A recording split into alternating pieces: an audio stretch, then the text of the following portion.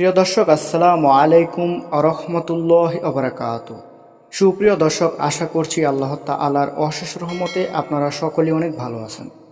তো দর্শক, একদিনই বোন আমাদের মাঝে প্রশ্ন করেছেন এবং উনি জানতে চেয়েছেন যে, মোহতারাম শায়েখ, আমার জানার বিষয় হলো, কোনো মহিলা সন্তান ধারণের 2 মাস পরে তার রক্তস্রাব দেখা দেয় এবং সেটা দীর্ঘ 12 দিন অব্যাহত ছিল। এটাকে আমরা কি হিসাবে ধরব, হায়েজ নাকি ইস্তেহাজা?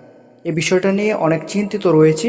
যদি এটা সম্পর্কে বিস্তারিত জানাতেন তাহলে অনেক উপকার হতো। তো ধন্যবাদ প্রিয় দিনী বোন, আপনি অত্যন্ত গুরুত্বপূর্ণ ও জীবন ঘনিষ্ঠ একটি প্রশ্ন করেছেন আমাদের মাঝে।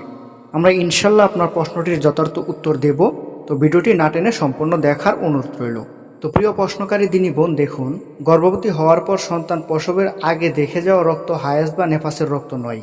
মনে রাখতে হবে, আপনি যদি গর্ভবতী হন তখন আপনার যে রক্ত দেখা যাবে সেটা হায়েজ বা নেফাজের রক্ত নয়, বরং ইস্তেহাজার রক্ত হিসাবে দাঁড়াতব হয়। সুতরাং আপনি যেটি জানতে চেয়েছেন যে সন্তান ধারণের 2 মাস আগে যদি রক্ত দেখা যায় সেটি হায়েজ কিনা, তো এখানে আমি বলবো যে সেটি হায়েজ নয়, এটি ইস্তেহাজার রক্ত। তো এতে করে আপনার চিন্তার কোনো কারণ নেই, আপনি নামাজ চালিয়ে যেতে পারবেন, আপনি রক্ত ধুয়ে আপনি পবিত্র হয়ে নামাজ পড়তে পারবেন, এতে কোনো অসুবিধা হবে না।